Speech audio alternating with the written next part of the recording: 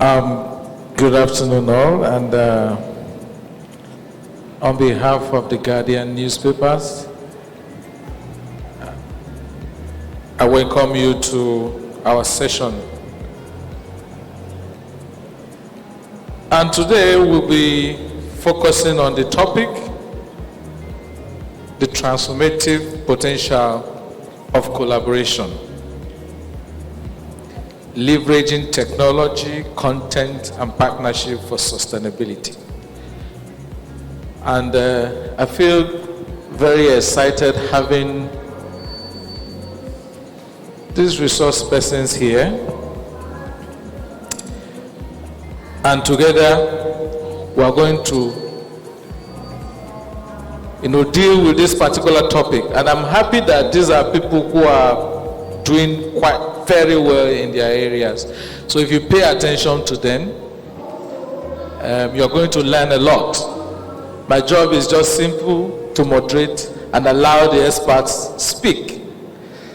So by way of introduction, by my immediate right, I have Yinka Obebe. Yinka is the founder and CEO of Pop Central TV. Yinka, you're welcome. The next to Yinka is Tega Onajeife, founder, Ladies in Sports Conference. But she's actually a sportscaster and a producer with Smooth FM Lagos. Thank you very much. Then after Tega, I have someone I've followed for a very long time, Akinyemi Ayonoluwa, who is a co-founder at High Tower Solicitors and Associates. You're welcome. Last but not the least is Kilian Mayua. Kilian is a country head, Adanam Labs. He's a programs guy. You're welcome. So together, we are going to analyze this particular topic with special attention to getting you understand the role of partnership, collaboration in whatever you are doing. Whether you are trying to use technology to do it or content-wise, partnership. So I'm going to start with Yinka because Yinka is somebody who has done a lot around partnership and the collaborations in the TV industry where you play. So to kickstart this conversation, how important is partnership and collaboration? All right, thank you for the question. I usually don't like to be the first person to speak, but it's all good. Okay, so speaking of importance of collaboration and partnership, and I think those two things are everything. It's usually the case that you're not strong enough, you're not big enough, or you're not able enough, to pull certain things, And it doesn't mean that you personally you're not all that. It just means that you have identified areas in which your strengths, can help other people, and where some other people's strengths can help, your own, if you want to put it that way, weaknesses, And I think it is something that we don't do as much as we should do around here. And maybe not now, maybe when you come back to me, I can say some of the things that I feel over the years I have found as a reason why partnership and collaborations do not work around here. But I think speaking of importance, and as well taking it to Pop Central, that is the basis on which we launched Pop Central, because we're pretty much the first platform that said, you know what, if you have an idea, come to us, we'll give you our studios, we'll give you everything, and we will work on your project together, and we will try to also sell your project. And once your show makes it and somebody sponsors it, we're going to share, the proceeds. And we've had that since 2019, and we have that until now. So, and that's even just one of the few things. For a lot of other things, I look around the industry, I see people that have certain know-how that probably we don't have as a young company, and we can work with them. But like I said to you, there are very clear reasons that in this few years of mine that I have found why collaboration and partnership do not work. But the only first one I'll say before I come back to it is that most of the time, most of us have not understood, clearly our own vision of what we want to do. And if you don't clearly understand yourself, what you want to do, where you want to go to, it's difficult to ask someone to follow you. Thank you very much for that, Yinka, because I know at The Guardian, partnership, collaboration is key for us. Because as far back as 2007, 2008, we had a collaboration partnership with what you know today as the Future Awards. It used to be Young and Nigerian section in The Guardian Live. That's how it started. The section spotlighting young Nigerians doing great globally. And then that was what gave birth to the Future Awards, which is known as the Future Africa today. Is what part of what collaboration can do. And that's why I want to move to Tega. You have done a lot around women in sports with the conference and pulling together women, to deliberate on some of these issues about the industry. And I must tell you, I was excited the first day I heard your voice on radio, because I used to know Aisha Falade as the only female sportscaster. Then we started hearing other people like Ada, people like Chisom Mbonu, and then all those ones. So I'm coming back to the topic of today. How has that helped in that conference about? All right. I'm going to take a little from what Yinka said, and then I will expand on it. So, first of all, as a specific conference, so it's targeted at women's sports. And women's sports is still growing in every part of the world, but especially in Africa for many reasons, from cultural to orientation to mindset, before we even start to talk of money. Because of the fact that it's women's sports, it's not the Premier League we're talking about or the Champions League or things that people already know have money. It did not get the following I expected when I introduced it. And I realized that at first, as a media person, I know how to do everything. In fact, that's part of the problem with Yinka when you talk about collaboration. Everybody just feels like because they have expertise in one thing that they must do everything. No, the fact that I can walk, run, jump doesn't mean I should do all three. Pick a struggle and just excel at that.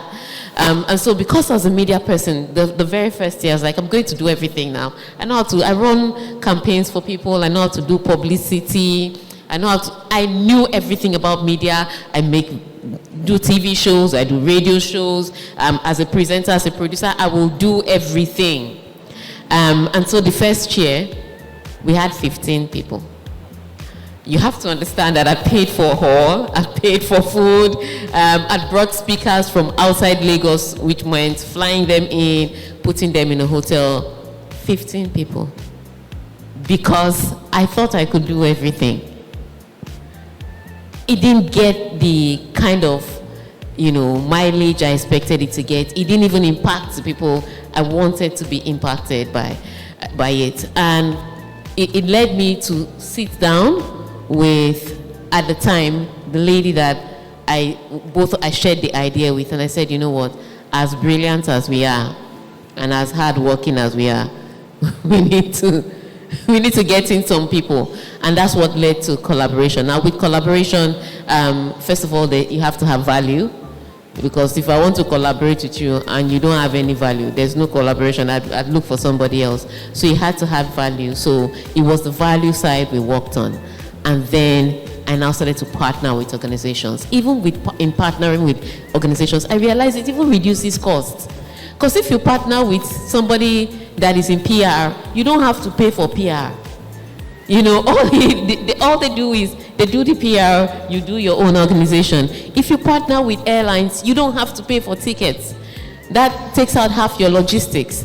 So partnership, so far, I've gone from 15 people in a full cold room to about 200 people. And the reason we reduce it to 200 is because it's targeted at specific people. So we have administrators from the sports industry, we have investors from the finance sector, from telecommunications. It's targeted at specific people. It's not open to the general public. If not, we'd have thousands of people attending. And so that's what collaboration has helped us to do, to grow, to build. And now I just realized, you collaborate with one industry and they have connections all across Africa. So you're sitting in Nigeria and they're calling you in Morocco to come and speak on women's sports. And you do not know the person in Morocco. But because you've collaborated with somebody who knew somebody in Morocco, now your reach has expanded across Africa as opposed to just Nigeria. So collaboration really helped us to grow. Number one, the Ladies in Sports Conference. Number two, to push for all the impact, the social impact that we wanted to make through women in sports. And that's how key collaboration and partnership is. And then, of course, primarily, it helped us to reduce costs. Thank you very much for that. And I'm happy we have a lawyer here. And Akemi, that's why I have to come to you. Because in doing this collaboration and partnerships, that's usually the legal side of it. You are a young entrepreneur thinking of working with people. What are those things to look out for in doing partnership? Looking at the legal aspect of it. First things first, whatever you're trying to do has to be on the right side of the law.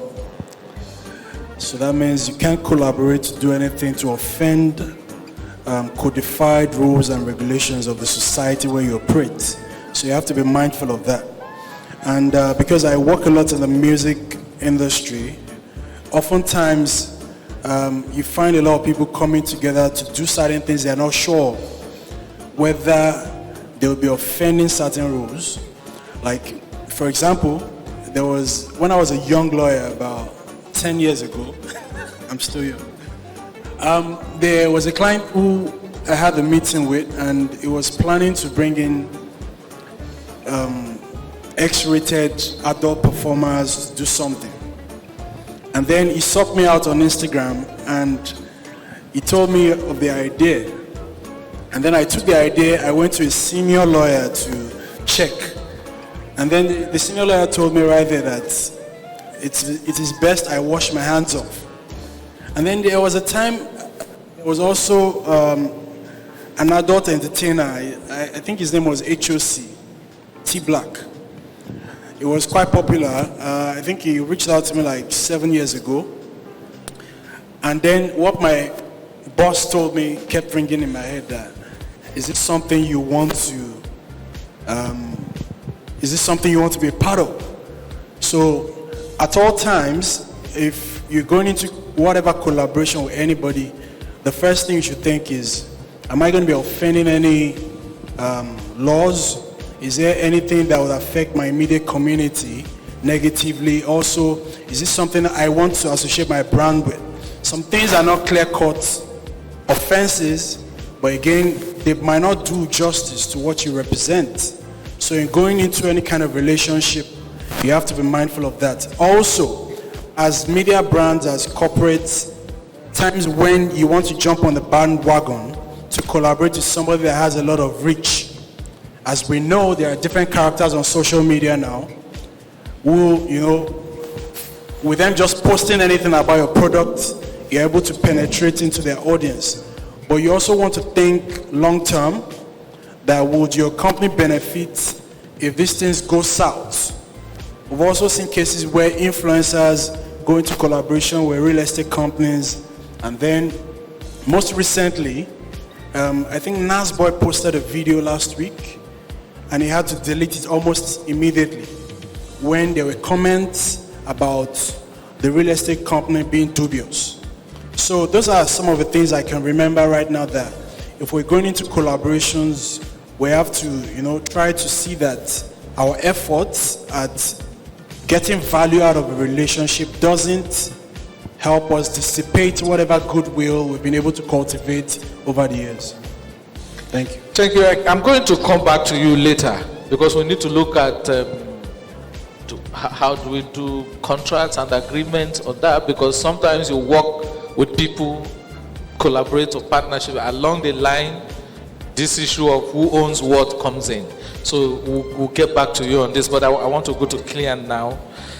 Clean, why is it important for independent creators and legacy media to leverage technology and collaboration to sustain whatever they do? You are in the technology space. You should be able to educate us more on this. Okay, Teg, I'll give you an invoice for that. Smile. Thank you very much for having me here on this platform. I will start with saying that it's very interesting that one of the flagship collaborations we've had is with The Guardian. And we started last year. When I brought up the idea, everyone thought I was crazy. So I spoke to them, and we did a few things last year. We are looking forward to do a lot more. If another person had called me to come highlight what I'm going to talk about here with regards to the content of this event, I would ask them, what about logistics? What about that? My assistant will send you an invoice, but here am I. Right? I've cleared my schedule for the rest of the day. So we are leaving it. And talking about technology, let's not get it mixed up. Technology on its own is zero. Technology is just an enabler that, when applied across different pain points, makes our lives better and enhances the outcome for everybody. Collaborating in technology, I'll give you an instance. We at Adenian Labs, we're in 5 countries. We've grown to 5 countries in 2 years. It was founded during COVID in Nairobi. We're in South Africa, TZ, Zambia, and Nigeria. And we've built over 5 tech startups across, including startups in the creative space. And what we discovered as far as collaboration is concerned, by the way, we are very Pan-African, so we're Africans first before anything else. So what we discovered with collaboration, especially in the creative industry, is that number one, there are 3 things involved. There is ideation. So you have the idea, you curate the idea, you validate the idea, you know it has potential to do something. Number 2, which is where Yinka comes in, there is the production, right? The production involves equipment, which is most of the time expensive. It involves editors, cinematographers. You have to pay these guys, they have to eat, right? And then it also involves, when you finish that, the 3rd step is, okay, let's take it out to the market. Who are you going to talk to? Which tech are you going to use? Are you going to use affiliate marketing? Are you going to use direct marketing? Are you going to use influencers? What barter are you going to get with them and all that? But then, as we speak right now, there are new technologies. I'll just mention the elephant in the room, everyone knows. There's a thing called ChatGPT, and there's a myriad of them for content creators. And having worked with startups, building them from idea to product development in the tech space, and then taking it out to the market, pre-marketing, collaborating with the Guardians to help push our brands and all that, I have come to understand that leveraging tech tools, especially in this era of AI, is, I mean, what you could do, we used to pay someone 200, 300,000 naira to come up with a content calendar for 1 month. I use ChatGPT to produce a content calendar just plain in 2 hours for 3 months. Now, think about that. So imagine you as content creators, you come to an Adenian Labs, oh, guys, we need to be able to edit our videos fast, we need to be able to render very fast, we need cloud storage, we need to be able to push this thing across several channels. Not a problem for us.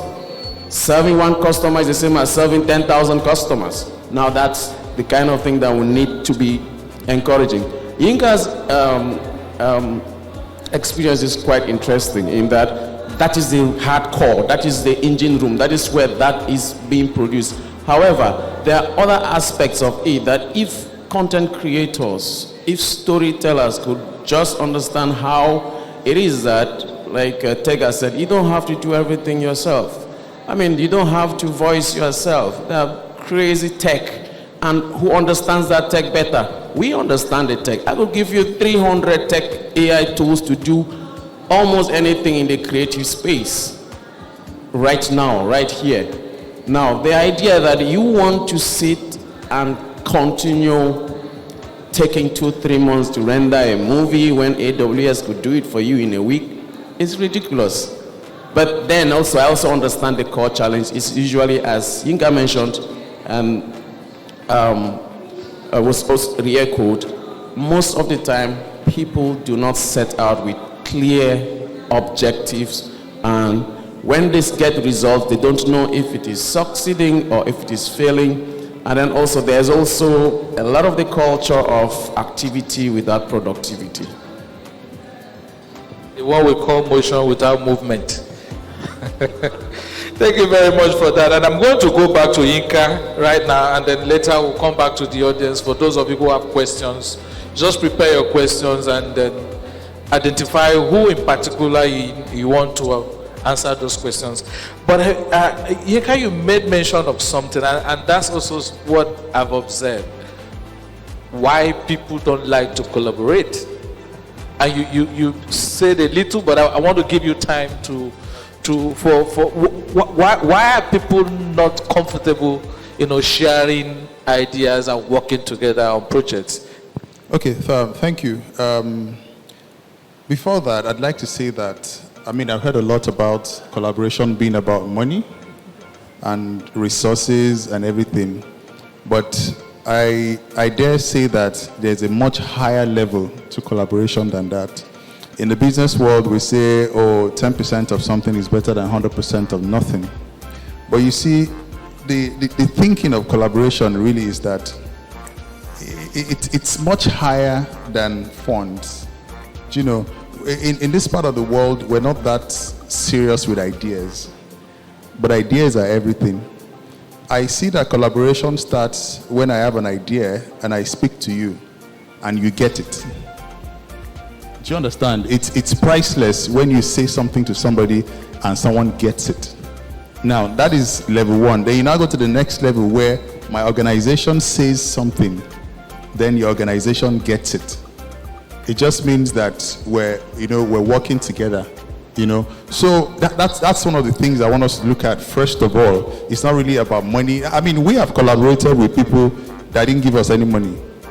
But I looked at them. If you ask my team, they don't like me because of one thing. I collaborate too much as far as they're concerned. But you see, for them, they think we're strong, they think we're powerful, they think we have money, they think we can do and undo. But for me, I keep looking at us and I think, listen, we can get stronger by talking to those guys. Because there's something that maybe I know, like you said, media is also a very bad idea, because in media, your production, your agency, your accounts, your everything. But when I see someone, there was an event we did in December, and we could pull it off completely. But I went around online and found this guy, and I like, come, let's collaborate together. Let's do this together.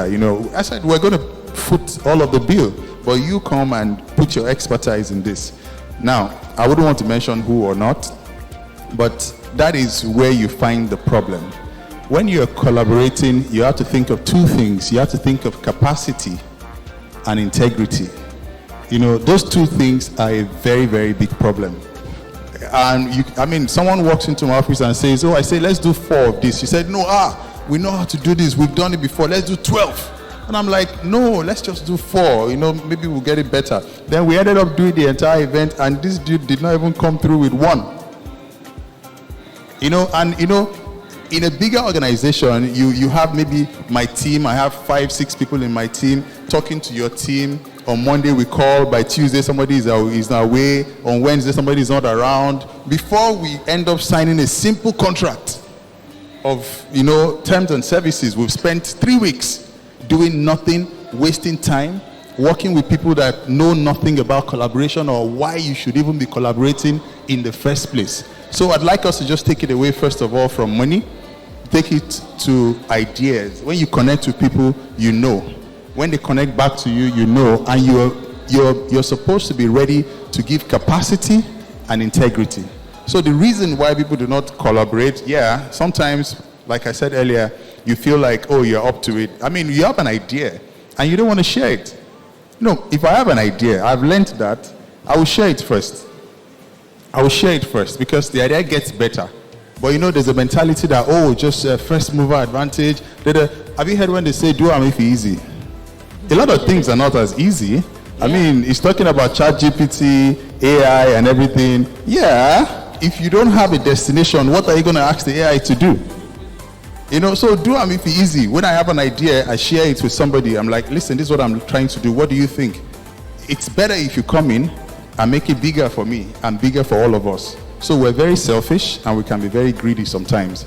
And you're greedy about something that you don't even, you can't even do and deliver. So that's one side of it. That's, you know, then when you go to the capacity, a lot of salesmen everywhere. On Instagram, on everywhere, your XYZ, CEO, XMSA, you know, all kinds of funny stuff. And because it's so easy to set up a business, you know, everybody thinks, oh, I can just set it up. You know, I tell people, on the average, if you come to Pop Central, the amount of work my people do, most people, we've hired people from bigger TV stations and they didn't survive 2 weeks because they didn't even have our thoroughness. They didn't even have they couldn't even understand the depth of what we're thinking and why we're thinking the way we're thinking. And where we're like, all the T's should be crossed, I's should be dotted. They think it's being perfectionist, but we're not perfectionists, but we're doing it the way it should be done. So finally is integrity. A lot of people come to partner because they feel they want to get from the next person. You shouldn't be partnering because you're getting from the next person. You should be partnering because you're providing value. It should be very clear. You know, even you should never partner with somebody if you're not clear the value you're bringing on that table. Because you want free money, that's why you're partnering? No, you're going to be embarrassed at the end of the day.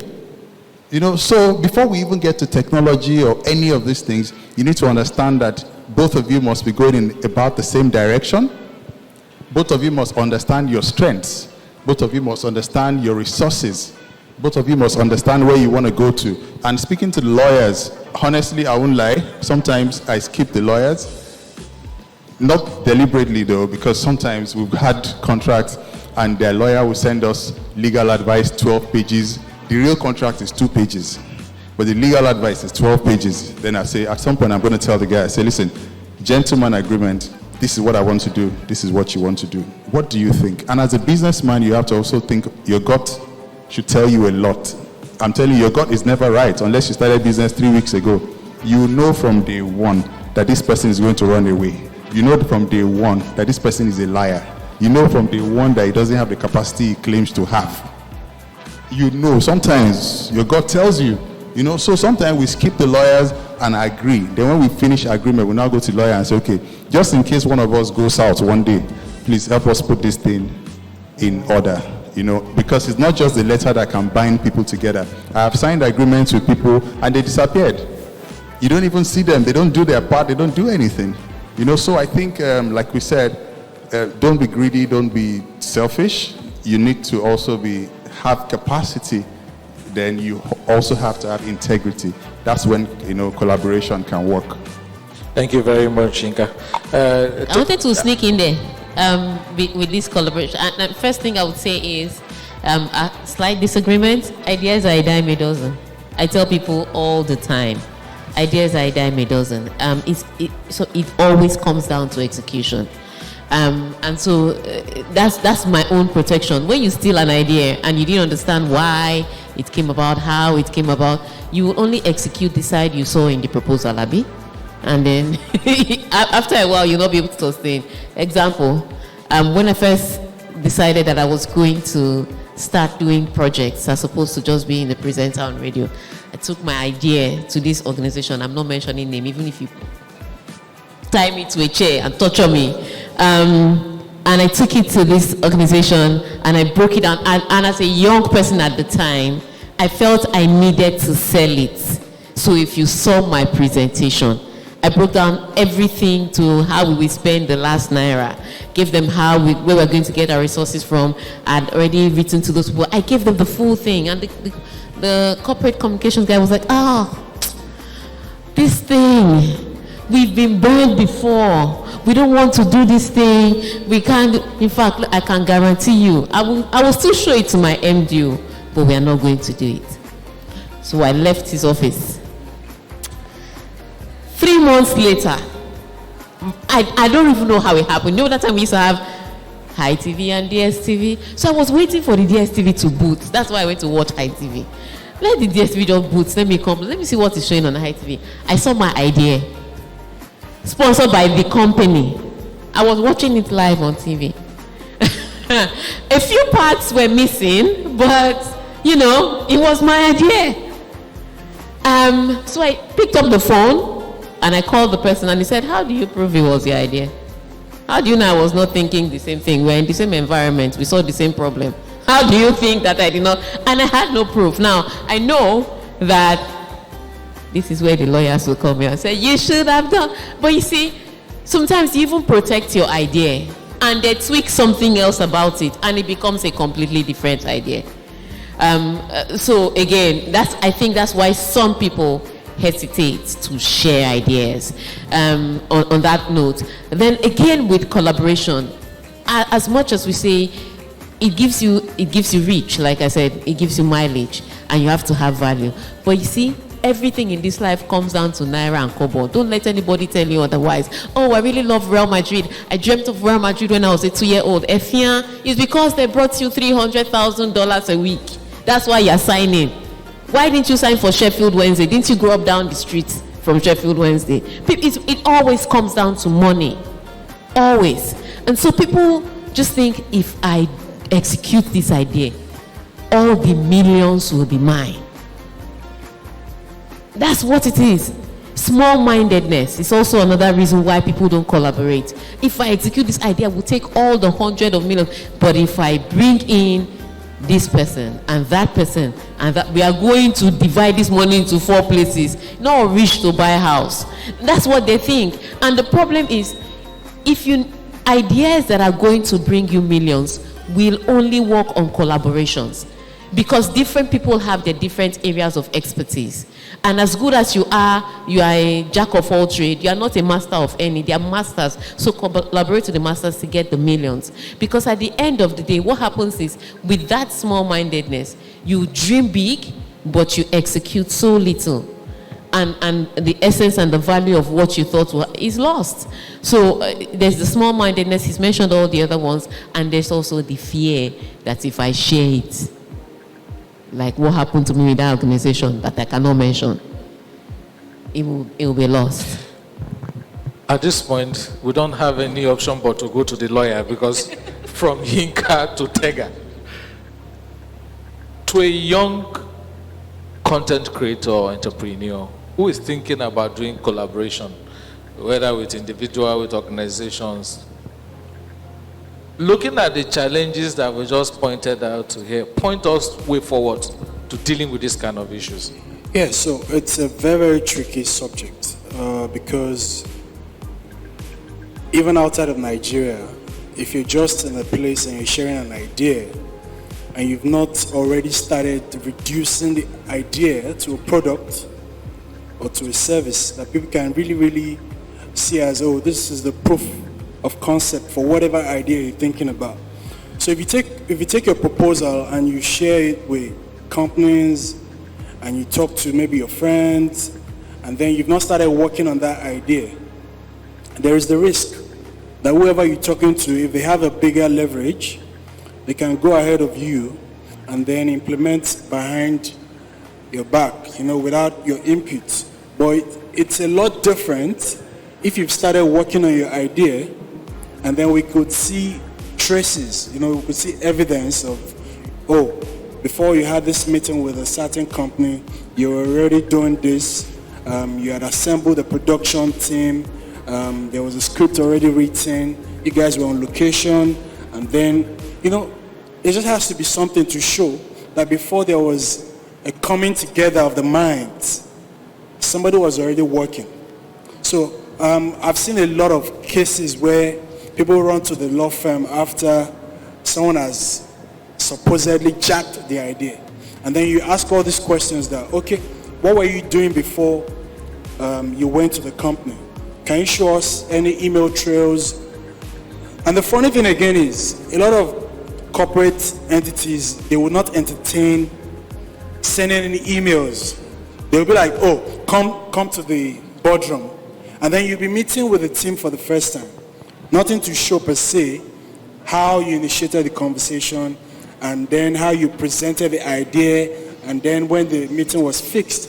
But what I usually advise, if you are still at the lower end of the market, of the food chain, and you're looking for a leg in the door, try as much as you can to work on the idea to a certain level.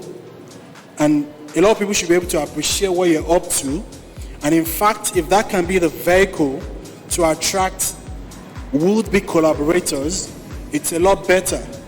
But again, if you've already created the product up to the point that you're already selling the product, or you've created the service up until the point that people are already subscribing to the service, you'll be able to beat your chest and say, I was the first person to do this, and it was by reason of me coming to your office because I wanted to scale, because I wanted your investment, because I wanted your input to take it to the next level. That's why you had access to more information on how to take it to the next level. So again, there are certain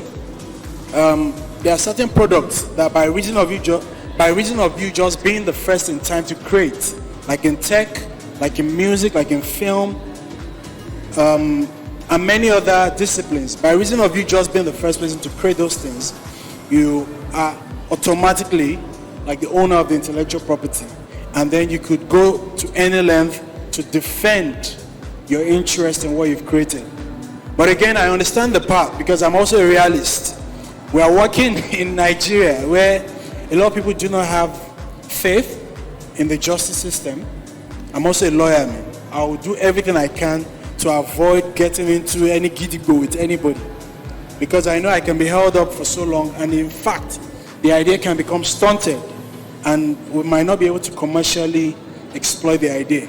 So I'm a realist, and I think anytime you get an opportunity to, move fast, just like you mentioned, which is, we shouldn't bring the lawyer in yet, because when the lawyers come in, some lawyers who do not understand their role, it becomes a contest for, who's the bigger party, who has more ego, and then we take our eyes off whatever value we're exchanging, and then a conversation that could have taken our clients like a day or 1 hour to have over emails or over phone calls, the lawyers go on and about. I've seen cases where we sent contract and then the lawyer is trying to define clause by clause what should have been in the document. So I think it's a whole mix of many things. But we should know where we are as individuals, as corporate entities, and we should try as much as we can to exchange value. It is in the exchange that we can find sustainability and profitability. Because if everyone is trying to do it by themselves, number one, no matter how big or rich you are limited by resources. Yeah. And you would always need somebody to help you get to the next destination. Thank you very much. Because of time, I would like to get to you, Clem, because he talked about starting small and then getting partnerships to scale up.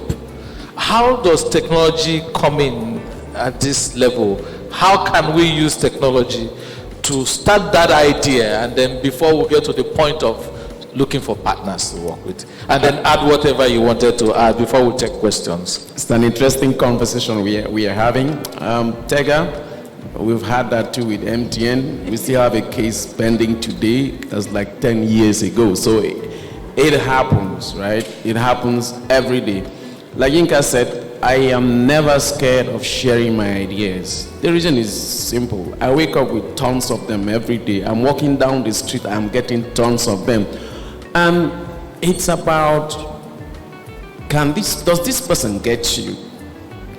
I have guys, I drive to the mainland to sit down and just have a conversation with my guy for an hour. He gets me. He does the same. It's the same thing in circles. You have certain circles. When you start going to a certain level, you just find that you don't need to talk to certain people because they don't get it. I sit in a place where we nurture startups. Most of the time it's young people, tech startups, and they have ideas all the time. A lot of them come to the lab. By the time they come to us, they have done what we call an MVP. We validate the idea and we tell them, okay, we like your idea, but your technology is not good enough. Let's strip this thing down to zero and build it again. We have given you a term sheet. Go through it, sign the term sheet. We are taking 10 to 15%. We are giving you $50,000, $60,000 over 1 year. And it's all documented. Everything is by email. We are not allowed. The day they are coming to pitch, it's recorded. It is streamed. So there is already a conversation that is going. And as you mentioned, you should have even sent an email. But most of these people, they don't want to send emails.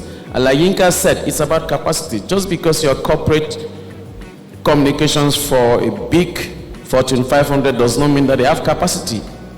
A lot of them are really good. I work with a lot of them, but a lot of them also don't have the capacity to deliver on those positions. So with technology, document your stuff. You go for a meeting, record it. Tell them you are recording this meeting so that when we go home, I mean, interestingly, the first meeting I had with Bumi, we informed him, like, okay, I'm going to record this meeting because I will get the transcript and my team will be able to pick out the key points and the ideas that we have to work with. Oh, this call is being recorded. I'm sending you this thing via email. I can't come. Even when I go for presentation, or if I am giving a lecture or someone has called me to come teach their team, I will record it so that tomorrow, if we agree that you're going to pay me or you don't pay me, it's on record. These things, and thank God with technology is ubiquitous now everywhere. You have so many ways. There are timestamps. Even with digital content, you can put timestamps. With blockchain now, you can actually record a song, a beat, and embed blockchain code into it, such that if someone even takes that beat and re-engineers it somewhere, they will know, like Spotify and the rest, they are using it. So again, it also boils down to this one thing, this certain level of ignorance, and the ignorance is just next to arrogance. Like, okay, and naivety. So I don't think this person will cheat me. I don't think this person will take me for a ride. So there's also that. And then the ignorance part, we are trying as much as possible as a tech hub to create awareness. And that's why we're collaborating with the Guardian to create awareness on how you can use technology, especially in the creative space. We have one of the biggest studios, animation studios in Africa outside South Africa. We have one of the biggest and the only platform that is going to challenge the YouTubes and the Netflix in Africa. It's within our studio. We're building that. We also have one that will be challenging the Spotify's and the rest. And what are we telling them? African content creators. Spotify pays you dime cents on the dollar and they pay American artists 10 times more than you. Why use them?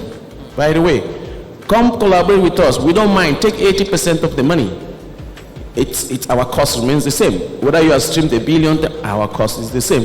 Same thing with movie premieres. Same thing with content platforms that people consume and the rest. So at that level, we need to look inward and figure out. And as a media house, and this goes out to Guardian, there is a need for a lot of education, enlightenment. And the interesting thing with really smart, creative people is that they don't think about these things. Yeah. They're just crazy about doing this stuff. And it goes from paint artists, singers, music producers, coders, programmers. It's the same. So we need to be able to help them. People like Inca, the Teggers, and the Guardians. No, because there's need for an enlightenment. It's got to be a move. Thank you. Otherwise, we'll keep running the rat race. Thank you. Thank you very much. So we'll go to the audience because I am being informed that we have just 5 minutes to go. So,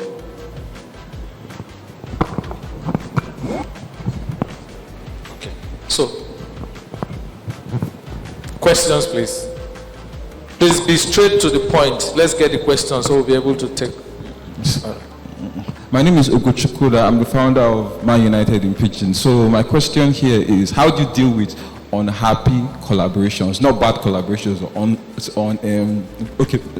I would give an example. Like if before, when you had a conversation with somebody and something goes wrong, and things were supposed to go like this, but it's going like this. Well, because the pay is really good, you just have to keep quiet and be unhappy in that state. So how do you deal? Do you have a particular person you want? Tega. Okay, Tega. Let's leave that. Yeah. All right. I think I'm the wrong person to ask this question, because usually if things start to go left when I said it should go right, I don't care how much money it is, I'm leaving. My bills are already paid. I guess that's why you have to have multiple streams of income. But I always say this: if it is the vision you have, if you have a, so like Inka said, if you define the purpose of what you want to do, and it's a vision you have, if you see that the collaboration is already going south, I don't think you should follow regardless of the money, because you have a defined vision, you have a defined purpose. So if you start doing where the left is at the end of the day, you have not fulfilled purpose. In fact, you are not even collaborating again, you are just doing what the other person wants to do. It's no longer a collaboration, you are just working for the person and he's paying you money. So unhappy collaborations are not good collaborations, and that's where you come to the lawyer. All right, I have a piece of advice. The thing is this: we've agreed that the idea is about execution. I'm sure you know a platform called Quora. They were disgruntled employees from another platform. I will not tell you what it is. I'm sorry, I'm taking a little longer. Just before I got in here, I was waiting outside, and someone called me. Please, how do I patent an idea in tech? And I'm like, first of all, it depends on three things. Is the idea originally yours, or is it leveraging on other technologies, or is it a modification of an existing one? Well, I will get our IP lawyer to tell you. CAC and the IP office, they have all myriad of whatever. Those are things that we don't consider. So if the collaboration, you guys decided that you are going to prepare very crazy menu of new amala that will blow everybody's mind, and it did not go well, please, you still have the idea. Find another person. That's the only way you will be happy. And guess what? First mover advantage is a myth. Right now, everybody uses technologies. If you build Netflix and do it better, they will come for you.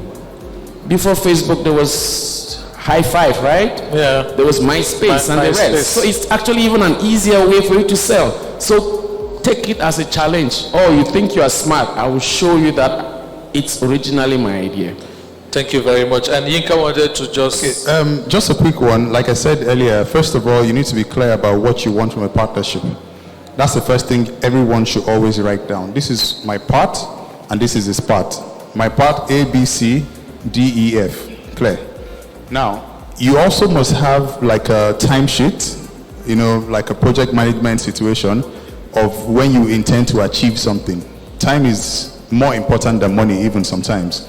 So when your partner or whoever it is defaults the first time, I think the most important thing to do is to find out why. Because sometimes you might even be the problem, right? Now, if that has been established, and this person just refuses to play their part, you need to pull the plugs on them immediately. Because the people you're serving would not come back and say, oh, it was Mr. Fidelis and X. No, especially if you are the bigger brand. So you need to pull the plug on that partnership, and possibly even pull the plug on that project, especially if you cannot go at it by yourself. There are no two ways around it. You're not in agreement, you need to pull the plug on it immediately. Thank you. Okay, we'll take the next question. Straight to point. Thank you very much. So basically, like a founder of a new startup. So we are like somewhat like an NGO. Actually, we are an NGO, but it's basically more about mental health service and that kind of thing. So we are using like modern technology and artificial intelligence and all So now, whenever I go around, because I know that we really need collaboration, so whenever I go around maybe on Twitter or something like that, and I pitch out my idea to people, I mean, I get a lot of people that wants to be part of the idea and they want to work on it. And now, eventually, this team is like growing in number, like really growing fast, more than I imagined. And we have no legal thing at all, no legal thing at all. And I'm actually very glad that you guys said there's we can do some kind of like digital timestamps and all of those things. So we have emails, we have documentation and project management tools we are getting we are using. Okay, so now what I want to ask is like, what kind of advice would you give someone like me going into that kind of field? Because we have product designers, developers, engineers, and all those kind of people getting into the team. So, and we have no legal involvement at all. So thank you. You said you are an NGO. Yes, actually, but it's like a tech NGO. It's almost like a tech startup. A tech NGO. Social enterprise. Okay. Yeah, so I think because there's an agglomeration of different individuals, you can also come to that assumption that there will be different interests as you guys continue to grow. So it is best for the entity to be properly put together, which means you would have to create a separate entity outside of yourself and the people you are working with. And then the entity can have certain directing minds. There could be some people that are coming together as founders of the entity, through which the entity is brought to life.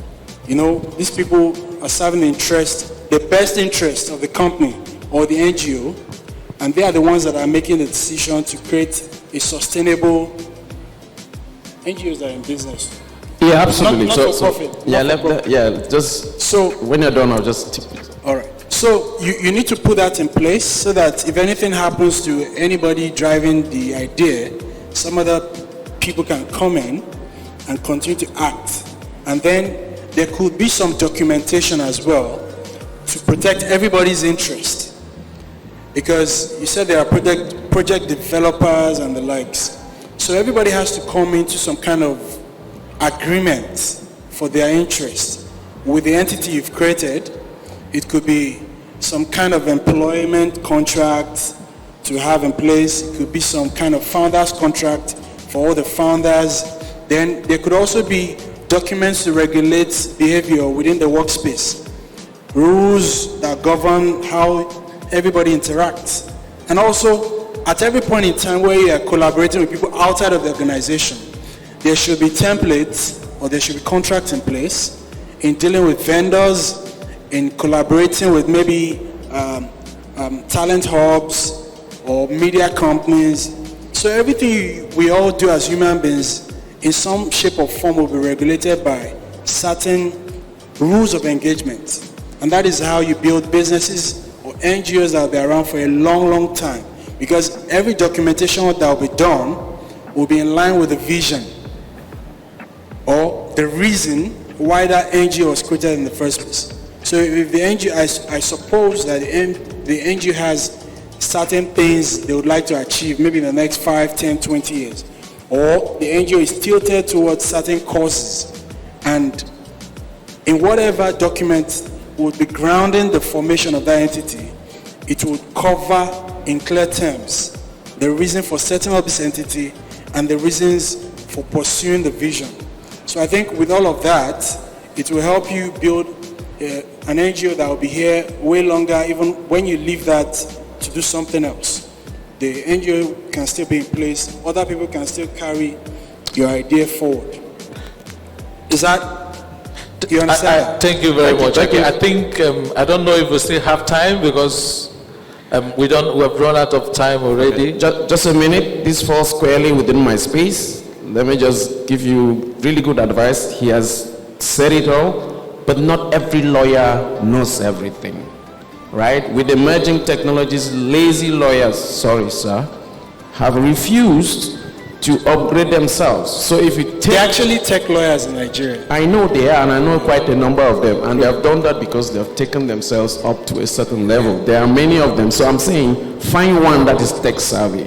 We could point you in the right direction, because that's the kind of things we do. We have a program, I will not mention the name, which is donor funded, but they have a mechanism whereby they have partners that work with them, and the arrangements are different. And then the biggest Swiss watchmaker in the world is an NGO, it's a trust.